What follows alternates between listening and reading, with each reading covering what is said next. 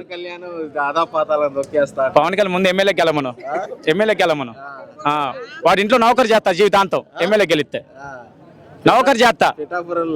పిఠాపురంలో అసలు గెలిస్తే నౌకరు చేస్తా వాళ్ళ ఇంట్లో. ఇది పెట్టండి మీరు యాడికైనా కానీ. నౌకరు చేస్తా. ఎమ్మెల్యే గెలిస్తే 1,00,000 మెజార్టీ తర్వాత సంగతి. గెలవు మనం. పిఠాపురం ఆమె ఎంత మంచి పేరు అని ఆమెకి. చాలా మంచి పేరు ఉంది. మన ఇంట్లో మనిషిలా కలిసిపోద్ది అందరితో. ఈడాడ లేతే సినిమా తీసుకుంటూ ఆడ చేస్తాడు ఈడు చేస్తాడు. వాడు ఎప్పటికి వచ్చేది. వాడు కావాలంటే ఎంతమందిని అడిగి పోవాలి వాడి కాడికి. ఏమేముంది మన ఇంట్లో లాగా ఉంటది. ఆడి పప్పడు వాడి జీవితంలో వాడి ప్రపంచంలో ఇంకో ఎమ్మెల్యే గెలవలేడు. ప్రపంచంలో ఎప్పటికీ గెలవలేడు ఎమ్మెల్యేగా. మంగళగిరి కాదు కదా బాగా గెలిచే సీటు బాలకృష్ణ సీటు కాడ ఇచ్చినా గానీ గెలవడు. అంతే. వాడు అప్ప బావ టైపు. అది లేదు. రైతు రుణమాఫీ చెప్పండి 150 గ్యారెంటీకి వస్తాయి. 1,00,000 అని చెప్పమని ఇంటికి చాలు. ఇంకేం వద్దు జగన్ అన్న.